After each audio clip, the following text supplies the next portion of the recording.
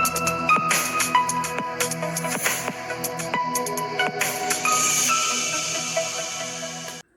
Friends, എല്ലാവർക്കും മറ്റൊരു പുതിയ വീഡിയോയിലേക്ക് സ്വാഗതം. It's me Akhil Satish and welcome to Akhil Satish world. മകളെ, നിങ്ങൾ പരീക്ഷയിൽ പകുതി ജയിക്കണമെങ്കിൽ ഞാൻ പറയുന്ന ഈ ഒരൊറ്റ കാര്യം പരീക്ഷാ ഹാളുകളിൽ ചെയ്താൽ മതി. ഒരിക്കലും ഇനി കഴിഞ്ഞ പരീക്ഷകളെല്ലാം പോട്ടെ, അതിൽ നിങ്ങൾ നന്നായിട്ട് പെർഫോം ചെയ്തു എന്ന് തന്നെയാണ് വിചാരിക്കുന്നത്.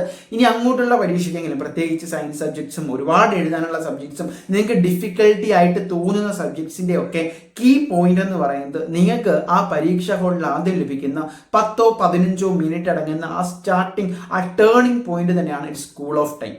എന്തുകൊണ്ടാണ് കൂൾ ഓഫ് ടൈം എന്ന് നിങ്ങൾ പറയുന്നത് തന്നെ വളരെ പ്രധാനപ്പെട്ട ഒരു കാര്യമാണ്. നിങ്ങൾക്ക് എക്സാം ഹാളിൽ റിലാക്സ് ആയിട്ട് ഇരിക്കാനുള്ളൊരു സമയമല്ല. നിങ്ങളുടെ ബ്രെയിൻ ഏറ്റവും കൂടുതൽ ചിന്തിക്കുകയും ആ പരീക്ഷയ്ക്ക് വേണ്ടി തയ്യാറെടുക്കുകയും പ്രവർത്തിക്കുകയും പ്ലാൻ ചെയ്യുകയും ചെയ്യേണ്ടത് ആ കൂൾ ഓഫ് ടൈമിലാണ്. എങ്ങനെ കൃത്യമായിട്ട് പ്ലാൻ ചെയ്യാം എന്ന് പല വിദ്യാർത്ഥികൾക്കും അറിയില്ല എങ്കിൽ ഈ വീഡിയോ ഹെൽപ്ഫുൾ ആയിരിക്കും. പ്രധാനമായിട്ടും ഈ പറയുന്ന 3 കാര്യങ്ങൾ ശ്രദ്ധിക്കുക. ഒന്ന്, നിങ്ങളുടെ കയ്യിൽ ലഭിക്കുന്ന ക്വസ്റ്റ്യൻ ഉണ്ടല്ലോ, അതിന് മുമ്പ് കൃത്യമായിട്ട് ആ ഡീറ്റെയിൽസ് ഫിൽ ചെയ്യാനുള്ള സമയം ഉണ്ടാകും. അത് ചെയ്യുന്നു, അത് കഴിഞ്ഞിട്ട് നിങ്ങളുടെ കയ്യിലേക്ക് ക്വസ്റ്റ്യൻസ് കിട്ടുന്നു. ഈ ക്വസ്റ്റ്യൻസ് കിട്ടുമ്പോൾ 3 കാര്യങ്ങളിൽ നിങ്ങൾ ഡിസിഷൻ എടുക്കണം. ഒന്ന്, കൃത്യമായിട്ട് എല്ലാ ക്വസ്റ്റ്യൻസും വായിച്ചിട്ടുണ്ട്, അറ്റ്ലീസ്റ്റ് ഒരു തവണയെങ്കിലും വായിച്ചിട്ടുണ്ട് എന്ന് ഉറപ്പുവരുത്തുക. 2, ഈ ക്വസ്റ്റ്യനിൽ ഏത് ഓർഡറിൽ, ഏത് ആദ്യം എഴുതും, രണ്ടാമത് ഏത് എഴുതും, ആ രീതിയിൽ ഏകദേശം ഒരു ഓർഡർ നിങ്ങൾ ഈ 15 മിനിറ്റ് അല്ലെങ്കിൽ 10 മിനിറ്റിനുള്ളിൽ ഡിസൈഡ് ചെയ്തിട്ടുണ്ട് എന്ന് ഉറപ്പിക്കുക.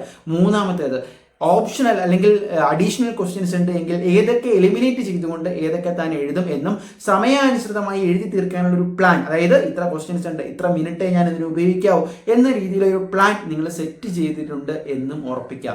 ഇനി ഇതേ കൂൾ ഓഫ് ടൈമിൽ നിങ്ങൾക്ക് ചെയ്യാൻ പറ്റുന്ന അഡീഷണൽ കാര്യങ്ങളാണ് നിങ്ങളുടെ കയ്യിലുള്ള പെൻസിൽ ഉപയോഗിച്ച് ഓരോ പാഠഭാഗത്തു നിന്നുള്ള പ്രധാന ഇക്വേഷൻസോ അല്ലെങ്കിൽ അതിൻ്റെ ഓർഡറോ നിങ്ങൾക്ക് അല്ലെങ്കിൽ എന്തെങ്കിലും ഹിന്റുകൾ ഉണ്ട് എങ്കിൽ അതിൻ്റെ നേരെ നിങ്ങൾക്ക് എഴുതിയിടാം. ഗ്രാമറിൻ്റെ തന്നെ ചെറിയ ആൻസേഴ്സ് ഒക്കെ അതിൻ്റെ നേരെ എഴുതിയിട്ട് കഴിഞ്ഞാൽ പെട്ടെന്ന് നമുക്ക് ആ ഒരു റൈറ്റിംഗ് ടൈം തുടങ്ങുമ്പോൾ തന്നെ അറിയാവുന്നുള്ളത് കൃത്യമായിട്ട് എഴുതി മാറ്റിവെക്കാൻ പറ്റുകയും പിന്നീട് നമുക്ക് എന്ത് ചെയ്യാൻ പറ്റും, കൃത്യമായിട്ട് നമ്മൾ ആസൂത്രണം ചെയ്ത രീതിയിൽ തന്നെ ആ ഓർഡറിൽ തന്നെ നമുക്ക് എഴുതാനും അവസാനം അറിഞ്ഞുകൂടാത്ത ക്വസ്റ്റ്യൻസിന് കൂടുതൽ സമയം ലഭിക്കുന്ന ഒരു സാഹചര്യം വരികയും ചെയ്യും. ഇതെല്ലാം കൃത്യമായിട്ട് കൂൾ ഓഫ് ടൈമിൽ പ്ലാൻ ചെയ്താൽ മാത്രം നടക്കുന്ന കാര്യങ്ങളാണ്.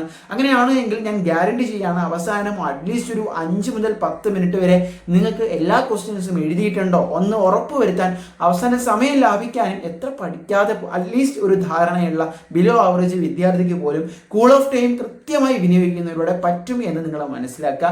ഒരുപക്ഷെ നിങ്ങളിത് എക്സാം ഹാളുകളിൽ എക്സ്പീരിയൻസ് ചെയ്തിട്ടുണ്ടാകും.